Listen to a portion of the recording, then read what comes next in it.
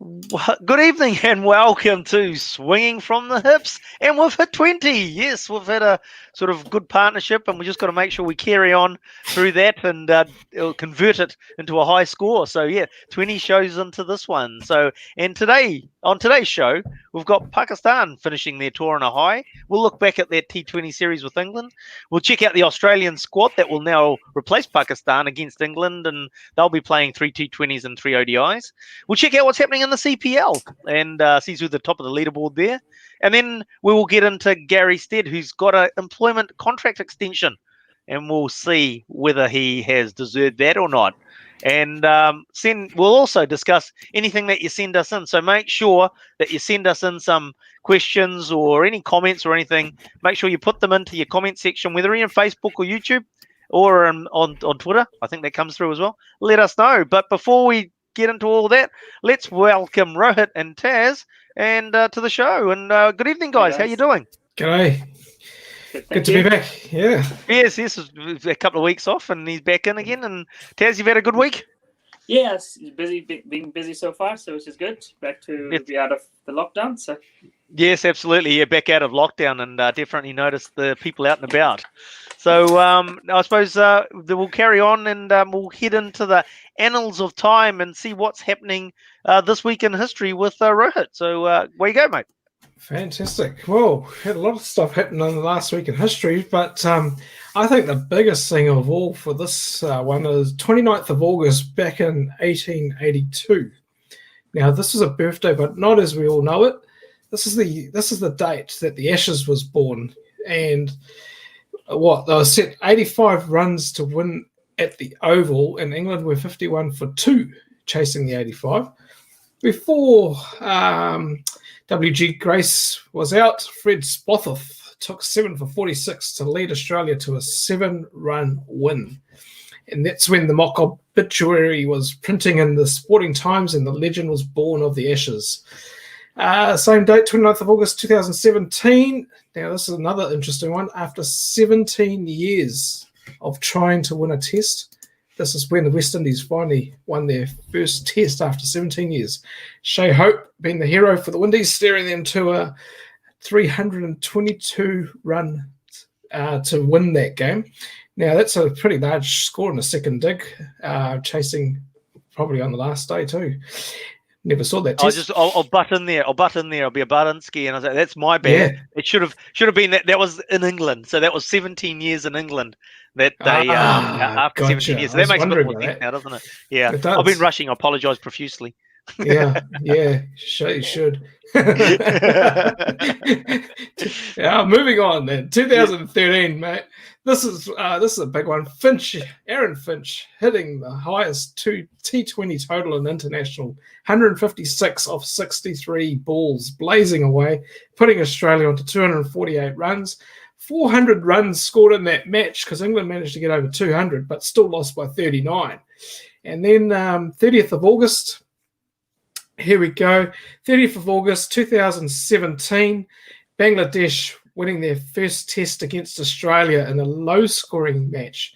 Shakib Al Hassan was the catalyst and getting a half century and taking 10 wickets. Only the second player after Sir Richard Hadley with such a feat. And Australia looked comfortable, as they always do, chasing, but then Shakib came to the fore, trapped Warner, leg before wicket, and 112, and the Australians collapsed thereafter, giving the Bangers their first win. Well done.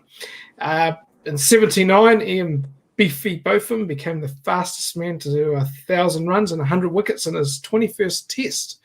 And moving right along, 31st of August, here we go, 1944, the cool cat, Clive Lloyd, having a birthday. And excuse me, by the time he'd finished his test career, he'd scored 7,515, shall we say, exactly, runs. But remember, as the man that restored West Indies cricket to greatness, he was a great leader, wasn't he? Absolutely. Definitely. You got all that, the power that they had around that time, brought them together and delivered a fantastic team. Well, that's it, because that's always been trouble with West Indies too, of trying to get everyone from different countries together. Countries. Yeah. And reuniting as one. Yep. And especially when you're egos. Yes, that's the big thing, isn't it? It's the egos. and that team, you got to say, wow, he's done bloody well. He did well. Yeah. Now, moving on to the 1st of September, 1939. This was an interesting one. This is the last day of first-class cricket being played on, 1st of September 1939. Why was that important? That was 2 days before the war breaking out. So all the matches were cancelled, other matches. And, yeah, that was the end of that. And I don't know how long they had a break before they played the next match, but it would have been some time. Yes, I think we had that possibly last week, and it was about 1946 off the top of my head, if I had that right. But it was around that. Right? So basically, yeah, it was about 5 or 6 years that they, or 7 even, that they were basically no cricket played. That's a long interlude, eh? Yep. Yeah. Now, 2nd of September 1980, in the centenary test, Kim Hughes became only the 3rd batter to end up batting on all 5 days of a test, which is interesting, isn't it? Must have had some rain there too. Well, interestingly enough, he actually got 2 big scores. He got a century and then an 80 in the second innings as well. So, you got to wonder what happened in between. It's got to be rain. It's got to be rain. Played in England. Isn't everything played in England? Feels like that at the moment too. Yeah. And finally, moving on to 3rd of September 1975. This was the longest first-class match played in England, 32 hours and 17 minutes. It was played between Australia and England, and they had an agreement that the final test could be extended if the Ashes were at stake, and which they were. And Australia had the upper hand on the final and 6th day, but England managed to hold on for a draw. And that's week in history, I suppose. Yeah, that's it. So, bit of a mixed bag. It would have been interesting to sort of like to just randomly decide to stretch out a test by 1 day. Well, not randomly, but still you come together and say, oh, we're going to stretch out the test for an extra day. Sometimes we wish we could do that. Because initially when I was reading that, I thought, did they have like how they used to have the day off in a test match? Yeah, the rest day. Yep. The rest day, yeah. Rest days in the test match. Usually after the 3rd day, I think it was. Yes, after the 3rd day. Third day, you'd have a rest day. Yeah. And then also then thinking back to timeless tests. But yes. I think it was a few weeks ago we were talking about timeless tests, and it's like timeless tests didn't actually go on as long as what we thought. Yeah, well, you'd have to think with timeless tests back then, the pitches were uncovered, so you're going to get a bit more movement around, and who's going to bat for 3 days straight? Or if it's been raining, a bit of a sticky wicket. That's it. What was the longest timeless test? Now I can't go look that up. Might need to look it up for our viewers. Take a month, What's the weather? A lot of cup of teas and G&Ts. Well, that's enough of history anyway. We'll look at what happened this week in cricket. And this week in cricket, we've had Jofra Archer, Josh Buttler, Mark Wood and Sam Curran have headed back to white ball cricket and would be named in the squad to face Australia. That's for England. The surprising omission there is Joe Root, which is, sort of like, I guess, guys, we would have expected Joe Root to be in the white ball, but they obviously, I don't know, giving him a rest or, yeah. He's been, to be honest, according to his admission, he still thinks that he's, in the run, but not, he's not ahead of other guys. Especially the amount of guys they've tried and tested over the last 12 months with white ball, especially in the shorter T20s. Maybe he would probably be back for the one days. I would assume so. But for the T20s, I think there are enough guys sort of knocking the door. Knocking on the door and creating a long batting list. Yeah. Yes. So moving on, this is Kane. Sorry, Roy. Is it? He's sacrificing himself for have a bit of a break. So moving along, Kane Richardson joins Suresh Raina and Lasith Malinga in pulling out of the IPL version 2020. Kane Richardson has pulled out due to the imminent arrival of his first child, so wishing his wife and Kane all the best of luck with that. Lassie Smalinga has pulled out because of his dad's health issues, and Shiris Rayner has because of concerns around the effectiveness of the bio bubble, particularly the one that the Chennai Super Kings are in, because that hasn't been as effective. Now, the side has been hit by COVID-19. In saying that, effectively that's primarily the group outside of the playing group that has been affected. So, but in saying that, also the playing group has been put into another bubble, and they have been put through extra tests, which they have to come through, obviously negative, to be able to go out and play. Now, because of all this going on, I believe that the IPL schedule still hasn't been finalized, even though we do have a start date coming up. So, but also keep tuned in over the next few weeks. We're hoping to get an IPL expert or a fan in to have a look at the IPL 2020 and look at who's going to be the strong ones in there and who's going to be the also-ran. So make sure you stay tuned for that. Moving along in the news, Glenn Maxwell and Marcus Stoinis have impressed in the intra-squad match as Australia prepare for the 2020 matches starting on the 5th. So that's in a couple of days' time. And we'll be looking at that Australian squad a little bit further in the program. The PSL, which has been suspended, Pakistan's Super League, was been suspended midway in March, will now be completed in November. The playoff matches that will be played are the Eliminator 1 on the 14th of November, Eliminator 2 on the 15th of November, and the final is set for the 17th of November. All of these games will be played at the Gaddafi Stadium in Lahore. Now, the teams left in the mix for those playoffs is the Multan, Karachi, Lahore, and Peshawar. And I've said that terribly, Tazz. So how do you say that? Peshawar. I was practicing. I just couldn't get it right. And fine, and also Gary Stead will go locally for us New Zealand viewers. Gary Stead has been confirmed as the Black Caps head coach for another 3 years, and we'll talk about whether that's a good appointment or not a bit later on. Finally, the T20 series between England and Pakistan was completed, which we go to first. So, guys, it was supposed to be a 3-match T20 series, but unfortunately, like the rest of the summer, the weather has had a big part to play.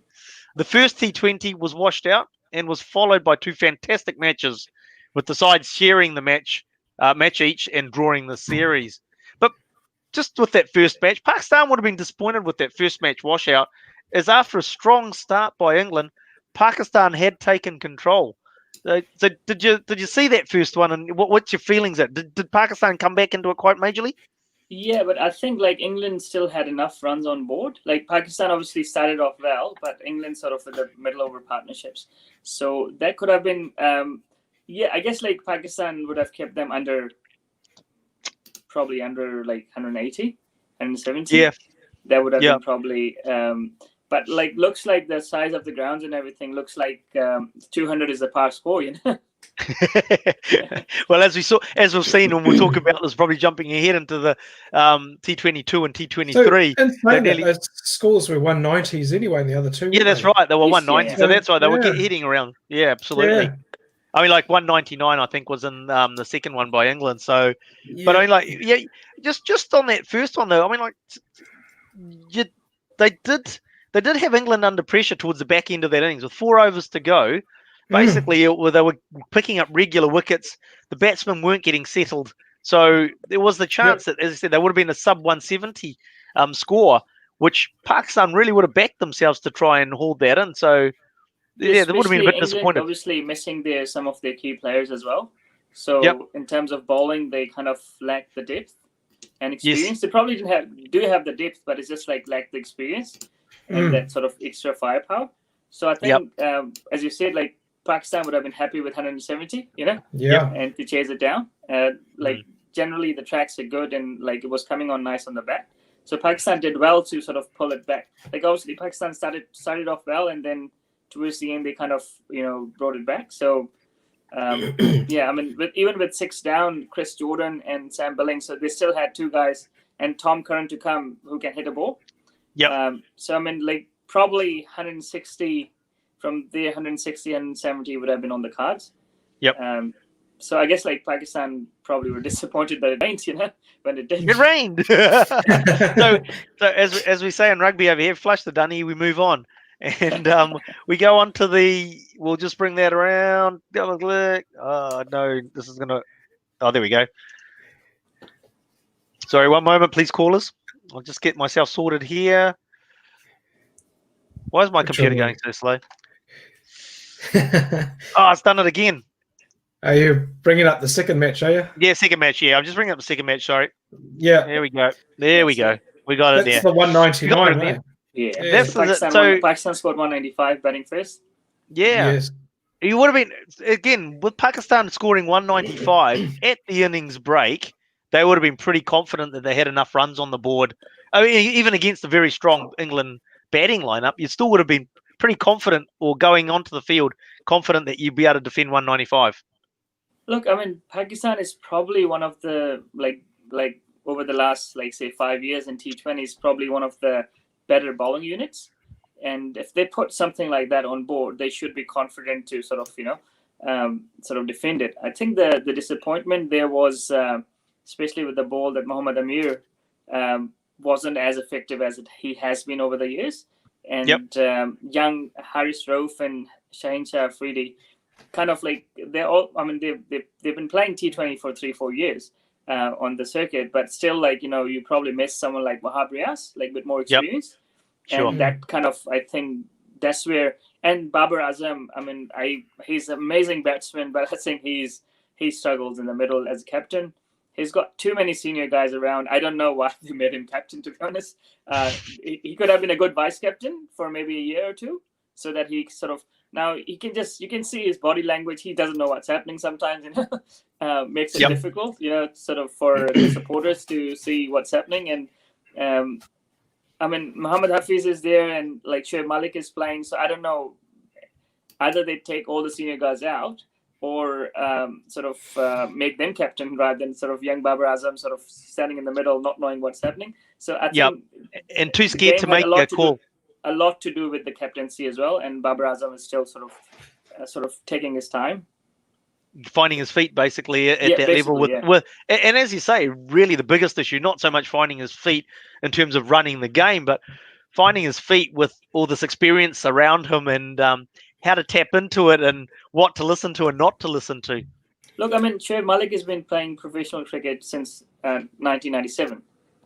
So I mean, that's and he's a star in T20s.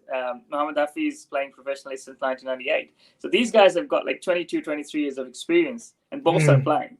So and I just felt like Babar was he was struggling, and then he had a lot of senior guys around, but still, I think, he's probably that. I'm not saying that costed the game, but that would have made an impact if one of the senior guys were the captain.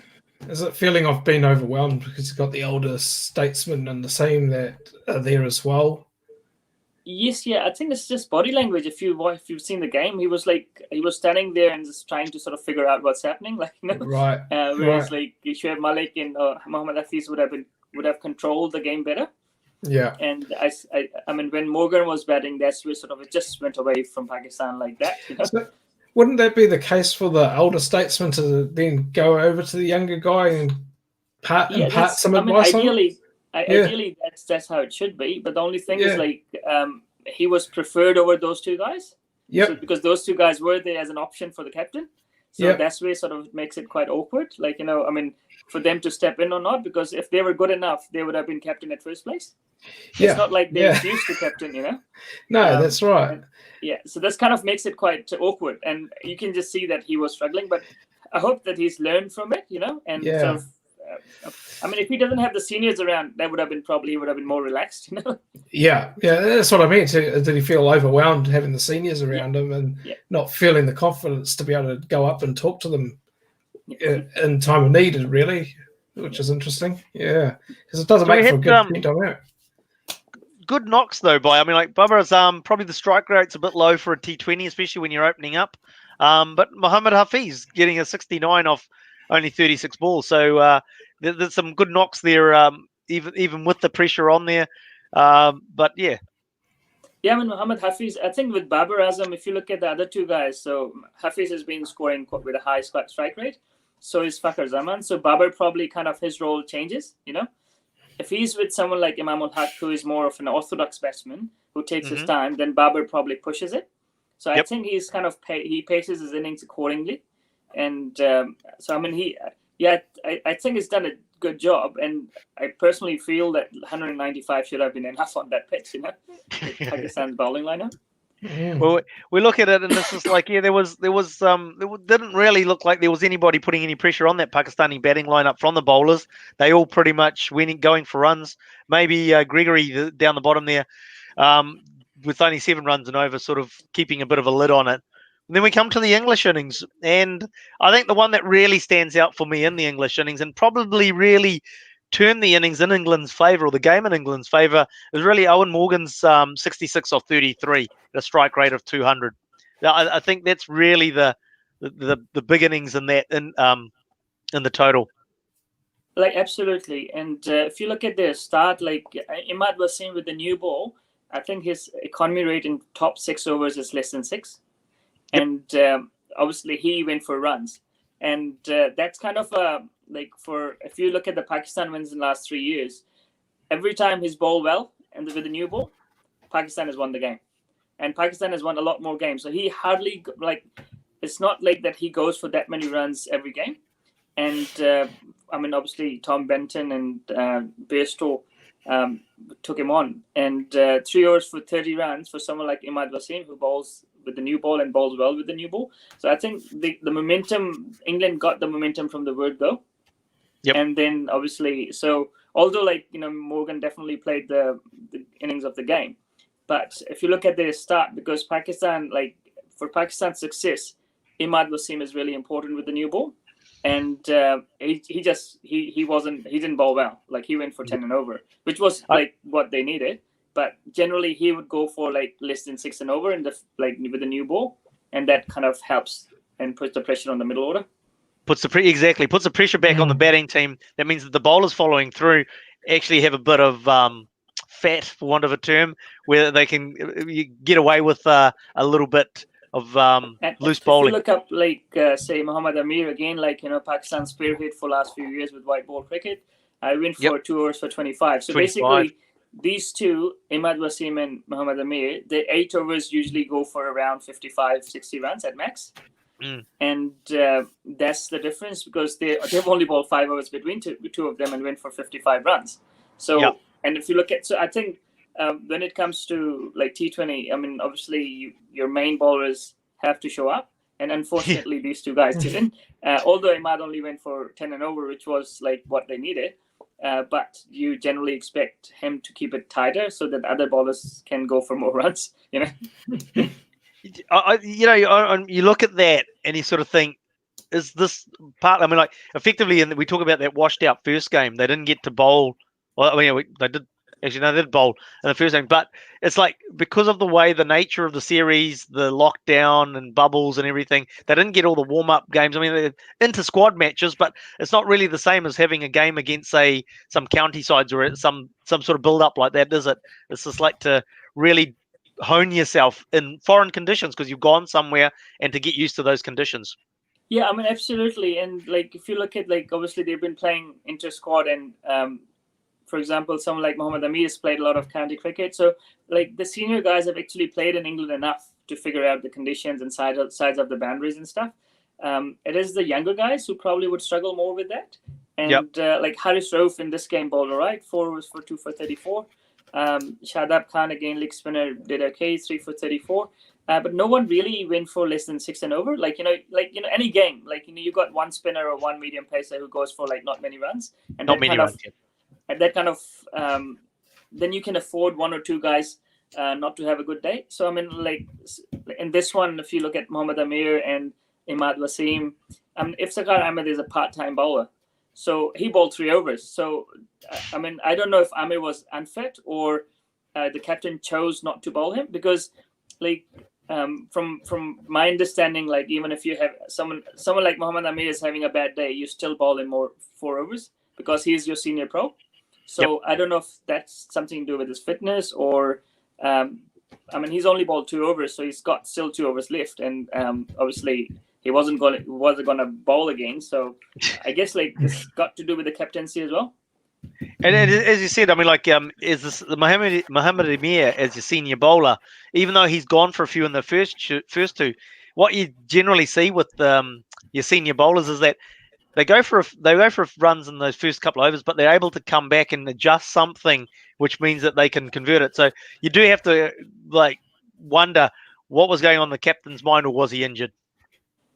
Exactly. So if he's not injured, then I think that's probably the captaincy as well. Because say, I mean, if you need 10 runs off the last over, and Mohamed Amir's gone for 40 of 3 overs, and a young guy's gone for 25 of 3 overs, I would probably still bowl Mohamed Amir because of his experience. I tend to agree. Yep. Yeah.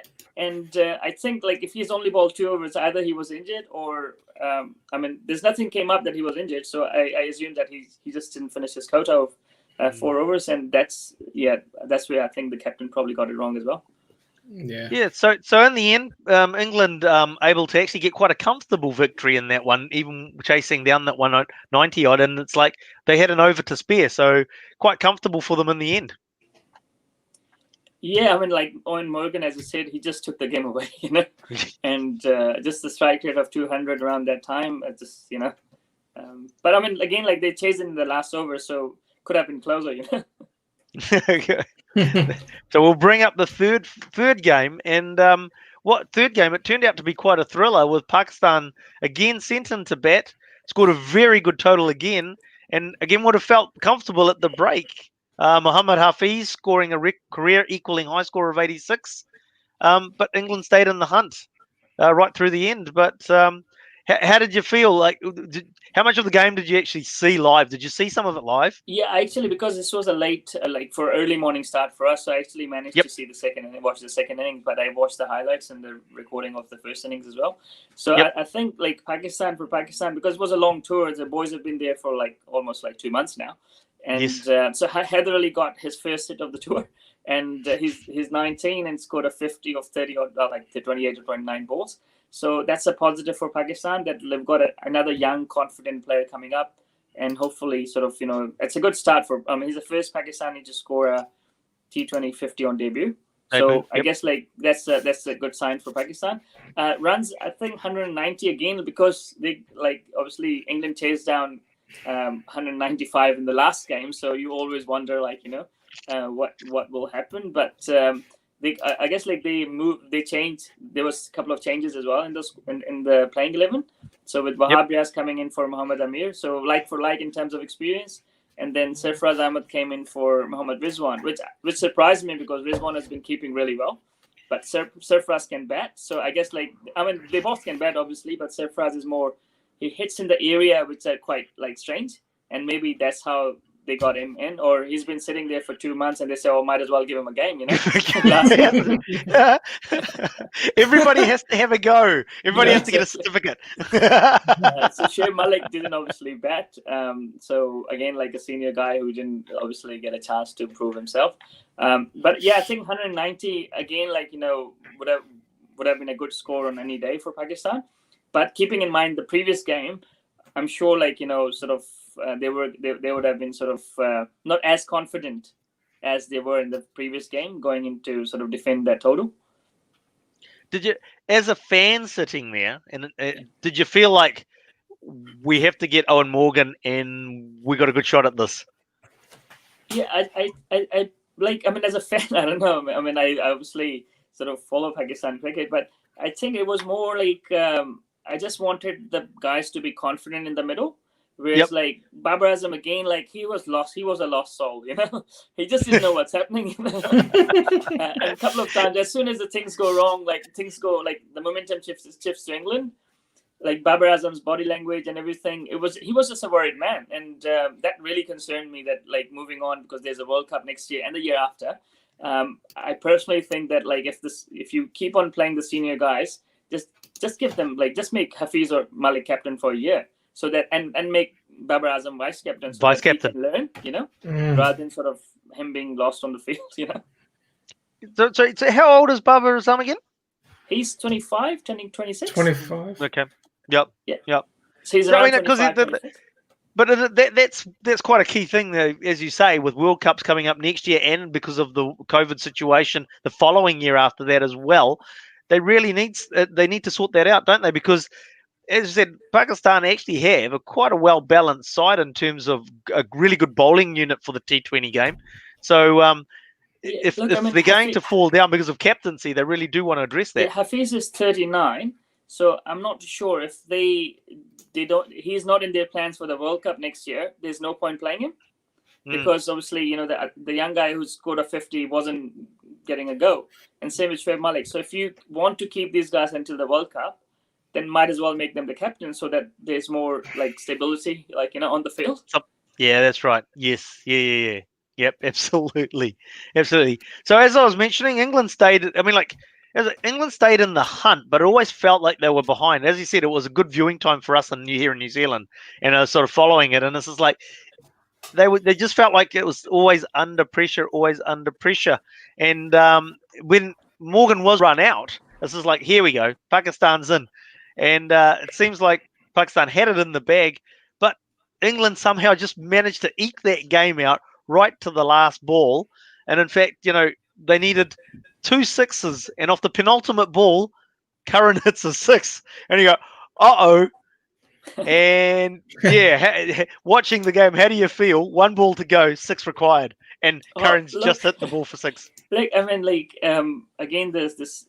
If I think it was change of pace, if I'm not wrong, the second to last ball. Right. But I mean, if Haris Rove bowls full and straight, he's kind of a guy. It's hard to get under because he's kind of a skiddy, when he bowls full, it's quite skiddy. You can use the pace to sort of pedal him, but it's hard to hit him bowl it back or something like that. So keeping that in mind, I thought if he bowls full and straight, he can go for a 4, but he can't go for a 6 from there. And he obviously bowled full and straight. I think the turning point from my when I was watching the game live was when Sarfraz just missed a simple stumping. I don't know what he was doing. He got the ball, or he couldn't get hold of the ball. Moeen Ali gave up and still managed to get back. So yeah, if you look, I missed that. Literally, it was like he had the ball for 3 seconds, and I'm not joking. It's like if you watch the video, he actually had the ball for 3 seconds, and I don't know what happened there, but that could have costed the game because after that, Moeen Ali hit 4 sixes. And that was just a simple there's nothing there was straightforward simple stumping, and I don't know if they had to risk Rizwan because Sarfraz Ahmed there got to the game. No, that's it was so that was really interesting. Actually, that's thrown me to be honest, because I missed that part of the game where he missed the stumping because I was watching it and Ali, and I can't remember who was Moeen Ali, and I can't remember who was batting with them, but they were struggling and they weren't really getting the runs. There was a good couple, about an over and a half in particular. It wasn't, and then the next thing I noticed is Moeen Ali's hit all these 6s. So as you said, 4 6s he hit. So brought them back into contention. He went after the Shadab and he hit well. I mean, he was hitting clean. The only thing was he just got given a chance, So I think it's just after given a chance, you kind of feel you can just go after the bowlers, and he hit some really good shots. So no offense there, he actually batted really well. Yep. If Sarfraz didn't miss those stumping, England would have been nowhere near the total. Yep. And it's just one other we talked about with the game number 2 about the experienced bowlers, and you want them to start well with the ball. Shaheen, obviously youngster, yes, coming on, and he actually bowled a couple of good overs right at the top of the innings. Yeah, I mean, he's been with the new ball, he's been amazing. It's just and even with the old ball as well. So he actually bowled with a little bit more gas. He was there with a purpose, not just running in. He was running in harder than he has been in the previous games. Maybe last game of the tour, and Pakistan hasn't won anything, apart from obviously the tour games against each other, Yep. So for them, obviously, it was really important to win a game and finish the tour on high. So they were running in well, and I must say Wahab Riaz towards the end, he pretty much won the game for Pakistan. I think he went for four runs or something in his last over and took 2 wickets, and that's that wicket of Moeen Ali, and then he ran someone out, like Chris Jordan out. Did you watch that run out? No, the run out. Remind me. Actually, I did see it, but I've gone blank. So bowler hit back at him. Batsman hit back at the bowler a little bit wider, and he picked it up and from that low position threw it and hit the stumps and got him run out. And it was jammy. It was good effort. They got two wickets in the same over, and I think that pretty much won the game for us. Just got our regular panelist Tarun, who's joined us after his birthday celebrations of his son. Shadab was too slow through the year. Would you want to respond to that? I mean, Shadab usually is around 85 miles, but looking at the track, there was no turn, so maybe he was just trying to slow down to get a bit more purchase of the track, but there wasn't much. So he was a little slower than his usual self, but he mixed it up though. I mean, it's just like one of those days where things don't work out,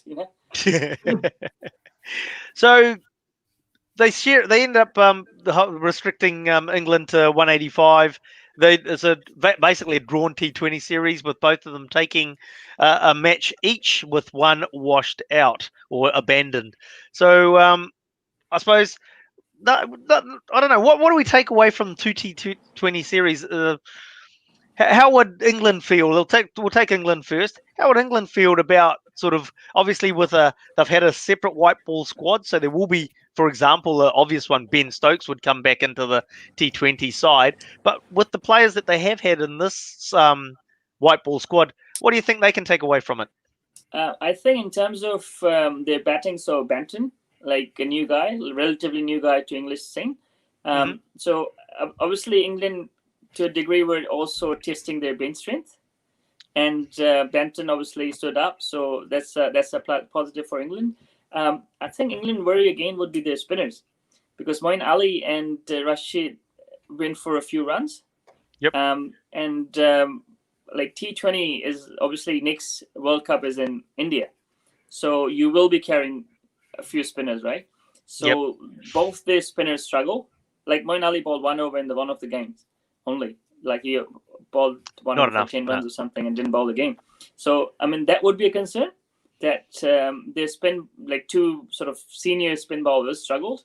But overall, I think they tested their bench strength and still sort of came even on the end of the series. So I guess for England that's a positive. For Pakistan, again, I think they're trying to figure out, and it's probably good for Babar Azam that he's didn't lose the series. It's one each, so there's not a lot of blame on him. But for Pakistan, I think bench strength, they tried a young bowler, Haris Rauf. He's been on the circuit for I think 12 months and within Pakistan setup. So he did a good job, reasonably good job in the second one. Wahab Riaz is back, which is good. So I think with Pakistan, it would be interesting how they move on from here, because Naseem Shah will play a few games. Mohammad Amir, again, the World Cup is in India, so and Australia. So I guess you want to carry Mohammad Amir for next 2 years if he's fit. So Wahab Riaz, Mohammad Amir. So Pakistan is kind of trying the combinations. And again, positive for Pakistan is that Hafiz is still young. He's still scoring runs. And the young guy, Haider Ali, find off the tour for Pakistan that scored a 50 on.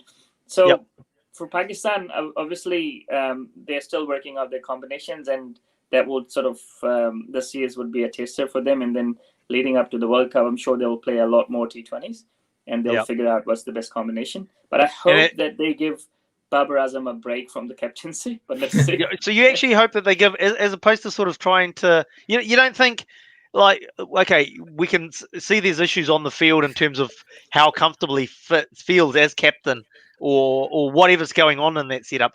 You don't think they should just try and address that as a issue and therefore get the benefits of having Babar Azam as the captain? Yeah, the thing is, you can't buy experience, right? So a lot of decisions are made quickly and instinctively. In T20s, you don't have that much time to get advice. Whereas in a test match or maybe in a one-day game, there are enough pauses in the game that you can sort of you can get some advice from here and there. In test match, you can get advice from outside, your coaches can send some notes and you can work on it. But with T20s, it is such a fast game that you need to read the game and you need to be very that's where you probably need more experience. And I feel like, it's just short of like 7, 8 months is not enough to get him ready for like sort of the World Cup. But let's see how it goes. Hey, that's that sore that just won't close up. Tarun's asked a good question there too in the comments. I was going to come to that. So we did allude to it, but we'll get your confirmation. T20, Rizwan or Safraz? I mean, Rizwan for his keeping, for sure. But there's another young guy called Raheel Nazir. He was Pakistan under-19 captain last year. I would probably put him in the mix. I think I will keep Sarfraz out, not for his batting, but for his keeping. That his keeping has gone downhill. The stumping chance that you mentioned. And there's not like, so if you want to pick a keeper, so you pick Rizwan. But if you want to keep the whole package, probably the young guy Raheel, because if his keeping is on par with Sarfraz, and he's an opening batsman, so that sort of solves a few problems. But at this stage, I would pick Rizwan over Sarfraz. Righty.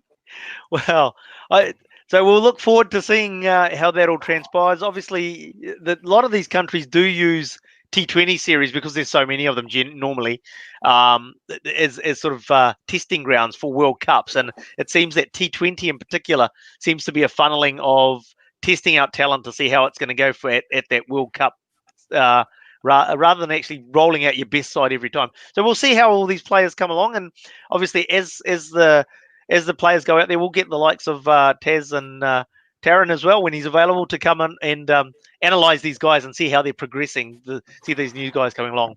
So we'll move along and we'll go to the CPL. So the CPL's been going on and we're into about 2.5 weeks into the tournament. And I'll just bring up the table. Where's the table gone? Lost it. Where's my table gone? There's the table. There's the table. And now we've got us. There we go. There's the table. So we see at the top of the table, we've got the Trinbago Knight Riders. And if we have a look at the Trinbago Knight Riders, they've played one less game than the next best team in the Guyana Amazon Warriors, but they're sitting 6 points clear at the top. And they haven't lost the game yet. And if you follow any CPL at all, I try to watch as much as I can. It's quite difficult, but they're a class. They seem to be a class above the rest, and we'll talk about that in a second, and I'll come back to them, and we'll look at their squad. And once we look at their squad, we will see why the Trinbago Knight Riders are at the top of that table. But just to round off a couple of other things, at the moment, as we've gone through the tournament, Glenn Phillips is actually at the top of the list for the most runs. He scored 248. He's averaging 41.33. Nicholas Puran has had the highest score and the only century in the tournament so far, and he scored exactly 100, and that was just a couple of days ago. Most wickets is Mujib ul Rahman, and he's got 13 wickets. Now, here's the interesting thing: both Phillips and Rahman have played one less game than their nearest rivals on the leaderboard. So that's sort of who's picking up the wickets and who's getting the runs there at the moment. And as I said, now I'm just going to bring up the Trinbago Knight Riders squad. So I'll make sure I get to the right tab. And there we have it. And if we have a look at the squad, guys, can you tell me, what do you pick up when you first look at the squad? Pretty well stacked, isn't it? Pretty well stacked. Yeah, I mean, plenty of experience there, and Bravo there, and then Pollard and Colin Munro. So you can't go wrong there. One of them will probably have a good day. Look, I mean, you've got the Bravos there. You've got Pollard. You've got Colin Munro, and as we go down the list, we've got Tim Seifert, who we know, watching him locally, and is a power hitter as well. Yep. So they've basically got 5 power hitters there. I mean, Sunil Narayan has come up, like, he's been batting up the order and scoring at a really high strike rate. So I mean, they've got a few experienced players, so kind of not like it's really that all of them will have a bad day on the same day, It's the classic thing, and we're going to come to this. Well, obviously, when we look at the Australian squad, and it's sort of like we've referred to it in the England T20 squad as well, as the fact is that when you've got a batting lineup that stretches and is deep, the guys at the top can go out there and just without fear have a go, and know that, hey, if we fail, there's batters to come that will, take up the slack for, Absolutely. I mean, someone like Monroe's got like strike rate of I think 160 or something. I mean, that's crazy. Same with Pollard. So I guess like it's not just good batsmen; it's the batsman who can just take away the game from you within 5 overs, and that's where sort of like they've got. I think they've got 3 or 4 guys who've got strike rate over 150. So that says it all, you know.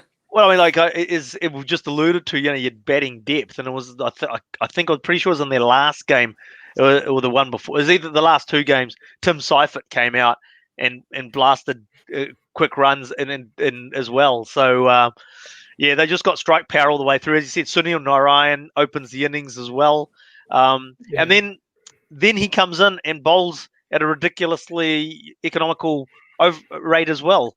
Yep. So and they've got Fawad Ahmed as well, the Aussie leg spinner, and he's been around for a while, and he's been quite economical overall, like wherever he's played. So I guess like they've got what probably it takes to sort of win T20 games, and experience is there. They've got good spin bowlers, they've got good power hitters. So I mean, like you can get away with not having a genuine quick bowler. But what they've got at their disposal, that's enough to. And I think McCullum is their coach, so I guess like he's played enough sort of T20 cricket to figure out what's the best plan. He's played a little bit, hasn't he? He's played. So I think they've got like overall they've got a good combination, because a lot of teams are missing their key players either due to COVID or injuries or whatever. So this squad looks like sort of well balanced squad and a lot of experience, and obviously someone like McCullum who's not your sort of orthodox type. He was never an orthodox player, and he obviously coaches the same way as well, the fearless way, So that's probably the best way to sum it up. I was going to sort of say you just have a go, but it's fearless. He basically goes out there and say, we're not going to come back wondering what if. We're going to go out there and just give it a go, and we're going to. I think that's probably risks. What instilled in the players as well. That's right. Well, you got that confidence when you know that the captain's telling you to go do it. You just go do it, don't you? You're not gonna get yelled at when you go back into the sheds because you stuffed up. You're not gonna go, what did you do? But the interesting stat here for that comp is that in the top 10 run scorers, and we haven't even mentioned the name, is Lendl Simmons. He's one of the top 10 there as well for the Knight Riders.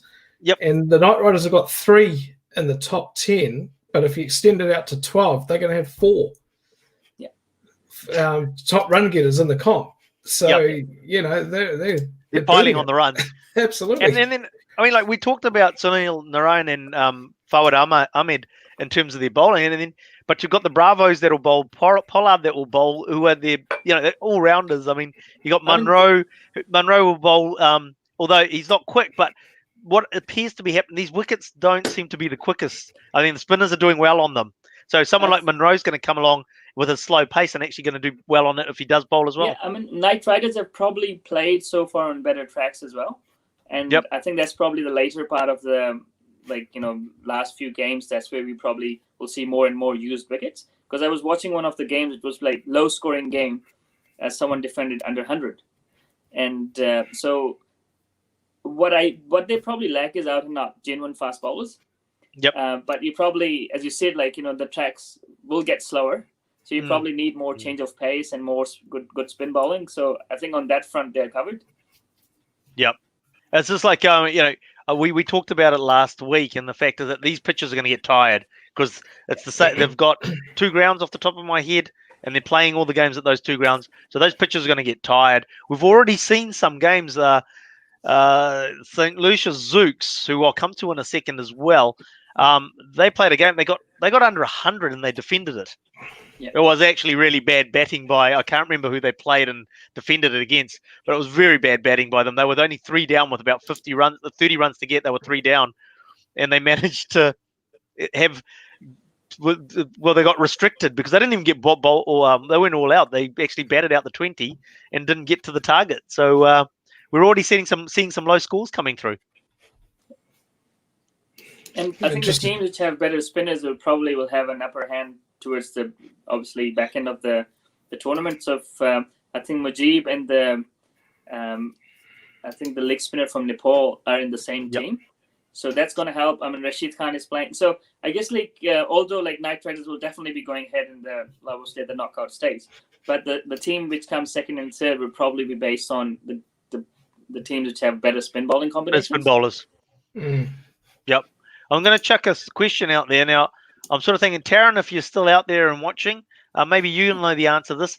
Are the franchise owners for the Knight Riders the same as the IPL Knight Riders? So to maybe my best of knowledge, yes. It is? Oh, okay, right. Yeah. Yep. There is a strong connection. If they're not the same owners, some of the shareholders are the same. Right. Yep. That's good. So we've answered that. Now, just as I said, so we've looked at TKR, the Trinbago Knight Riders, and their amazing squad. The surprise package for me has been the St. Lucia Zooks. Now, they're third on the table, and we've got to remember that the original St. Lucia team was disbanded, got rid of, and they came up with a new franchise from St. Lucia, the Zooks. So they've put a new team together, and they're third on the table. So they're actually performing pretty well. You usually expect a team that's having those sorts of issues to struggle and be at the bottom of the table. Yeah, I haven't watched a lot of their games, but as you said, it's hard to put up a team together last minute and then put up a good show. So I'm sure they would have a strong management who are sort of looking after the players well. Players well, yeah, absolutely. You've got some good names there too. The Zooks. Yeah, they have actually. Sammy being the captain, Roston Chase, Fletcher, Cornwall, Raheem, the big spinner. Even our very own Scott Kugelheim there. So they've got a pretty good lineup. Actually, and Scott Kugelheim's he's been performing pretty well for them too. So they've been bringing him on at key times in the game and to close out the innings. So absolutely, they've got some good players in there. Absolutely. So interesting though. I mean, you can, team might struggle, but then the players come together and that can make the difference too. Make the difference. It's good team atmosphere. Sammy's been awesome leader. Obviously he played in PSL and he's won World Cup for West Indies. So I think the leadership probably, that's probably the first thing you need is a good leadership. And with Sammy there kind of helps. I mean, he hasn't been best of his form, but as a leader, I mean, he will still win your games. That's right. Absolutely. So we'll move on to the from the CPL, and we'll move to the next opponents for England, and that is going to be Australia. So they will be starting their series with the T20s starting on the 5th of September. So that's just in a couple of days' time. So we'll look at their squad, and I'll go to the top again. There we go. Aaron Finch as the captain, as expected, and we know. But the interesting thing is, they've moved away from the 2 vice-captains model, which they introduced after Sandpaper Gate, and they've moved back to the 1 vice-captain model. But the interesting thing for me is Pat Cummins. Are you guys surprised? Pat Cummins, vice-captain.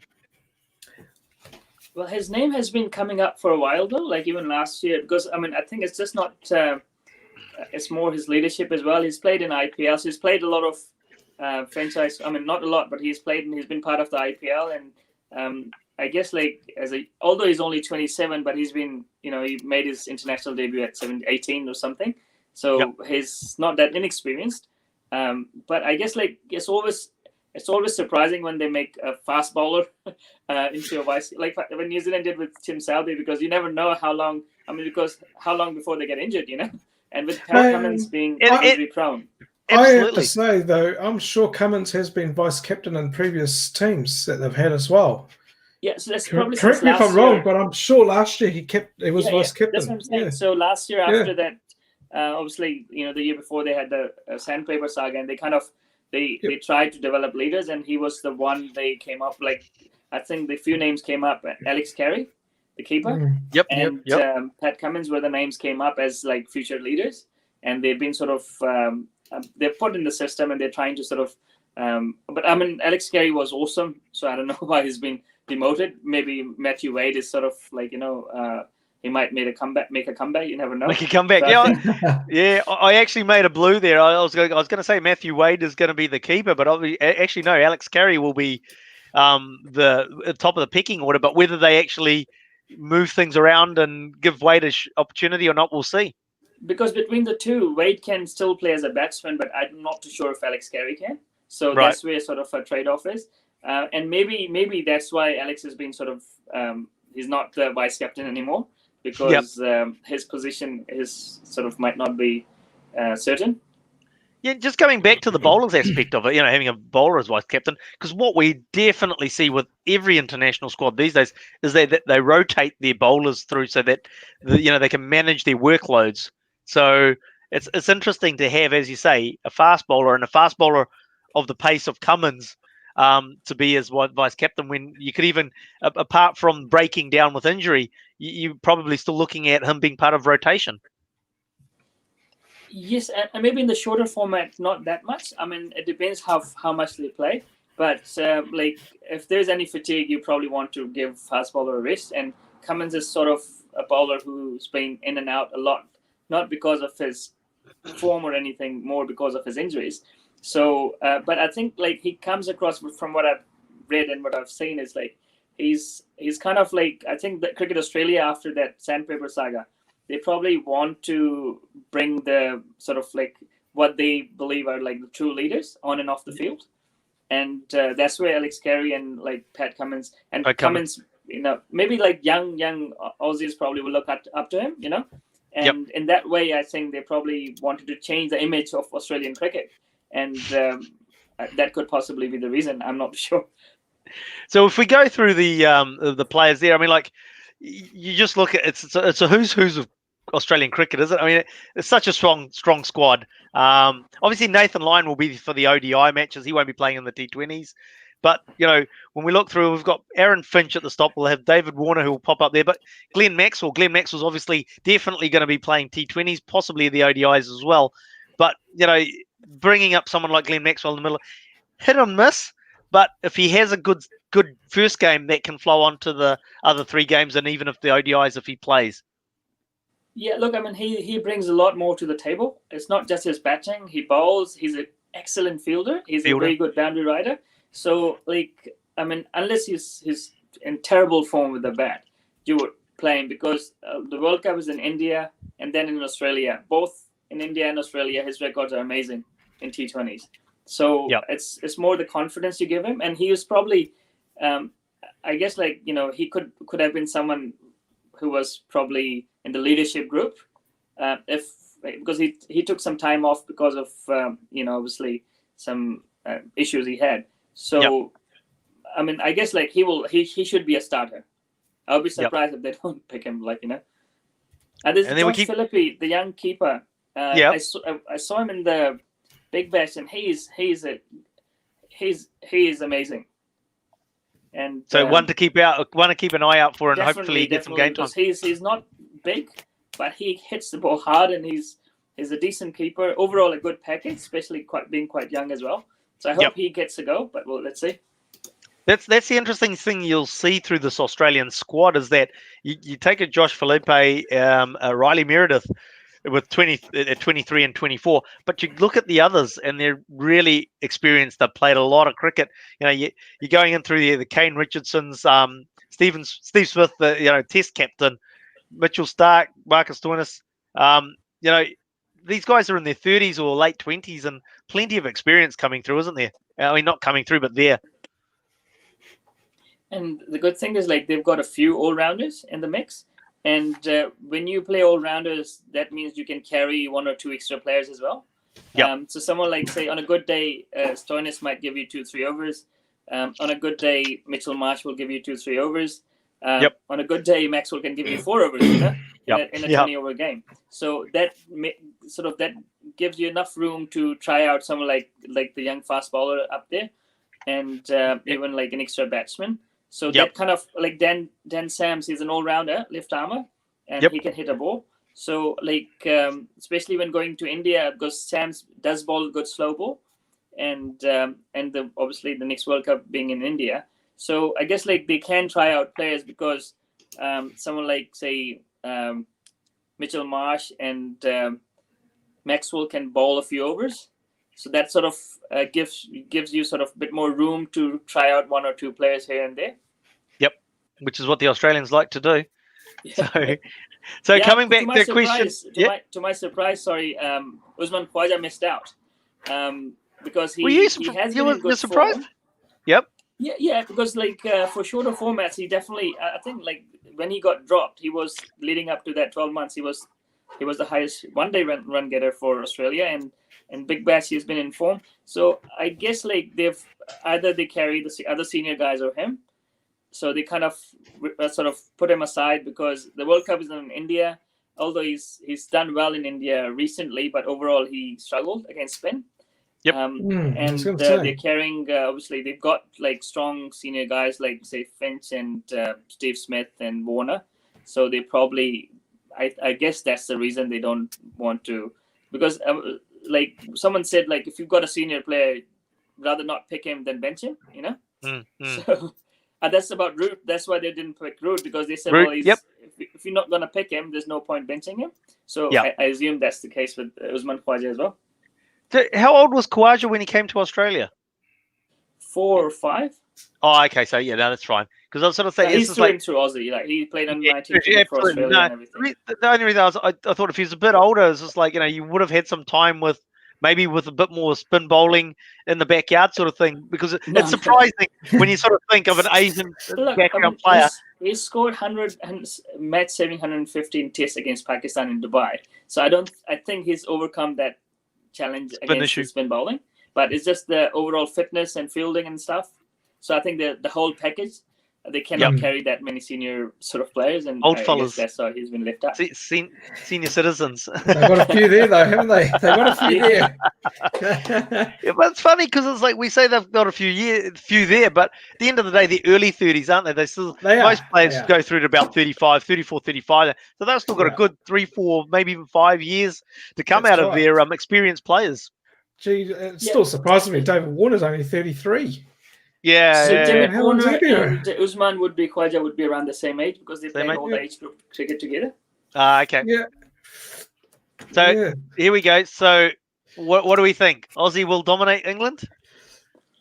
Oh, look, England has played 2 series leading up to this one. So I guess in their backyard, I would be surprised if England doesn't give tough time to Australia. So so I would say England will win the series, but let's see. I just thought I suppose it's because we're Kiwis and we always geez, that Australian side looks hard. Yes. It's just we could go back to when Kim Hughes was captain and we'd go, oh, geez, that Australian side looks hard. And it's it wasn't. The thing is, it's a 20-over game, right? So you cannot face more than 120 balls unless there are a few no balls, right? So with England player having a lot more time in the middle of recently and playing, they have more game time than Australian players. So keeping that in mind, Owen Morgan, these guys are hitting ball as well as David Warner. Owen Morgan in T20 is as good as anyone Australia has. So absolutely. I guess in a one-day cricket it's different because Steve Smith and these guys are a lot better players in one-day cricket. But when it comes to T20s, England are a strong team, in my opinion. And I suppose, to take one of your points there in particular, it doesn't matter what the sport is that time on the field is so much value to it. And if you haven't had that time on the field out there playing the game, it's hard. You can't replicate it. You can't replicate game time. Australia has only lost 1 game out of last 11 games they've played. So obviously they're coming with a good record. The only issue is the last game they played was good 6-7 months ago. So that's where sort of I think the difference is. It's that match fitness, coming to the fore again with the English having played so many games. But I'm still, being the Kiwi and knowing that what the Aussies are like, I still wouldn't surprise me if they come out and beat them. It's that battler thing in them as well, isn't it? It is, isn't it? It is. Just think of the name Matthew Wade. Yeah. Fair dinkum Aussie battler. You got to say that with more of an Aussie twang when you say it. Yeah, I should. But look, as we always do, we've run over a bit of time, so we better move on to our last topic, which then bringing it back to local for us guys living here in New Zealand. Gary Stead has just had his contract extension put through for another 3 years. That'll take him through for 5 years and through to 2023, which will mean that he'll have the right through to the ODI World Cup. So another ODI World Cup. How do we feel about Gary Stead being appointed for another 3 years? Do we think it's the right move? Well, I don't know. I mean, it's quite subjective, obviously, but like if you look at New Zealand squad, who do you think will retire in next 4 years?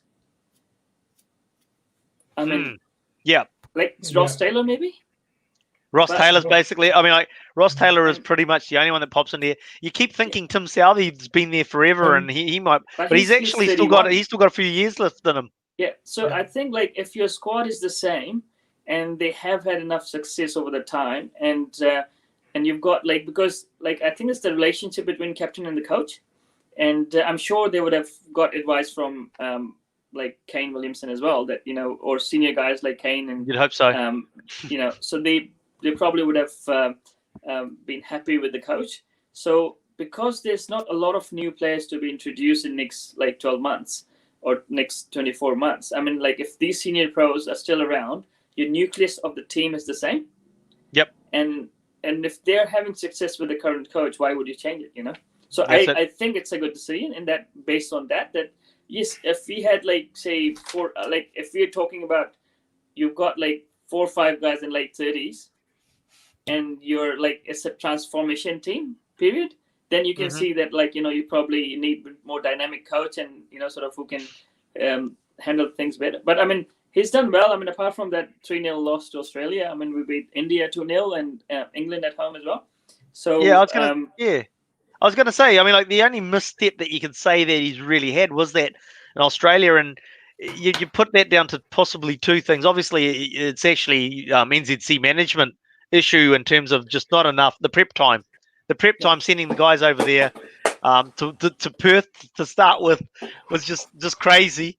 And the other issue was that obviously Brendan McCullum was the batting coach, and obviously left the Black Caps at the end of the World Cup.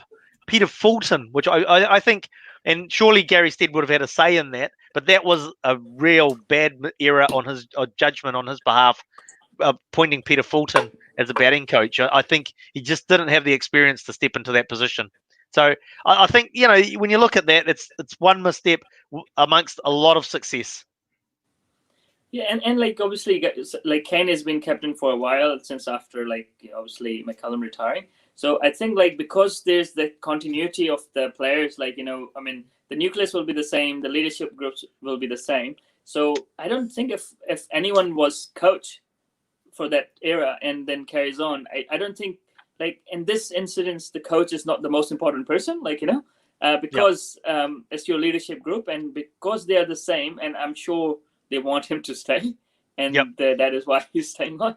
Well, actually raises a really good point. What you've said is it's obviously over the last year in particular, there's been the sort of there's issues between Gary Stead and Kane Williamson, and they're going to make Latham the captain and that sort of thing.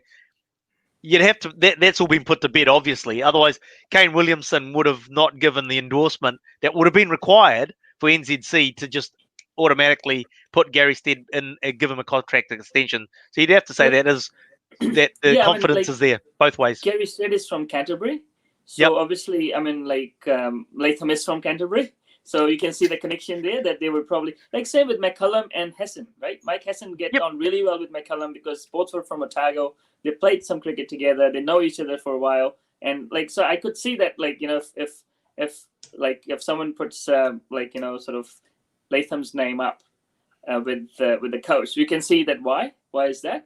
But Kane is like just like he's been Mr. Cool, like so you want to keep him the captain, and I guess like he would have endorsed it, because he's such a big part of, because he plays all formats. He's your key player. I mean, he would have had an input in it, and I assume that they wanted to carry on with him. Yeah, just to answer Aaron's question in the chat room, Gary Stead was the only applicant for the position, or was the only one looked at for the position. There was nobody else that was actually interviewed at or looked at all. So it wasn't. He was the only person they interviewed, but that's what I'm saying is like because they didn't feel the need of it, to. you know? Exactly. Yeah. Yeah. Yeah. I mean, So, you've had a chat to the senior management group. Yeah. They're all comfortable. Yeah. As everything lines up, then it's just the fait accompli. Yeah, here's I suppose the only question mark would be is that how long would you go for? Would you extend it out for 1, 2, or 3 years, or for 1 year, 10 years? Doesn't really mean anything, does it? No. A coach that signs a said, contract for 10 years, it could be after, if he has 2 years of bad results, he's out on his ear. Exactly. It's not like, it's not set in stone. Like, you know, you can always sort of, and as I said, like, you know, there's not a lot of changes happening in New Zealand cricket in the next 4 years. So next 3 years, at least, in terms of the players going in and going out. No, so, it's pretty consistent. So might as well stick with him. So who would have been other contenders anyway? Yeah, that's the thing. I mean, who is out Shane there? Bond has been around. Victoria's been coaching some franchises and doing well. I mean, Fleming has been doing well, but I don't know if they want to take up the job, because obviously it won't be the highest paid coaching job, from my understanding. We know that exactly. It's just like, you know, we know that Stephen Fleming and Vittori will be getting paid a hell of a lot more for their various T20 gigs that they have around the world. And there will be a few first-class coaches who have been successful, but again, like with no international experience. Like Gary Stead didn't have much international experience before he got in. So, but it's, as I said, it's not the highest-paid coaching job around the world. So you will have this. I have to ask though, did Hessen have much international experience before he became coach? So no, he actually. I don't think he did either. Otago's coach. Yeah. And the thing was, he had good relationship with the likes of McCullum. Yeah. And so the leadership had confidence in him. Yeah. And that's the key. Like, you know, if your leadership is same with Gary Stead, because he was Canterbury's coach. And like 4 or 5 of your, you know, black caps were from Canterbury around that time. So they, exactly. So it's that almost like connection thing. Whoever's coaching ND probably, you know, will get the next go.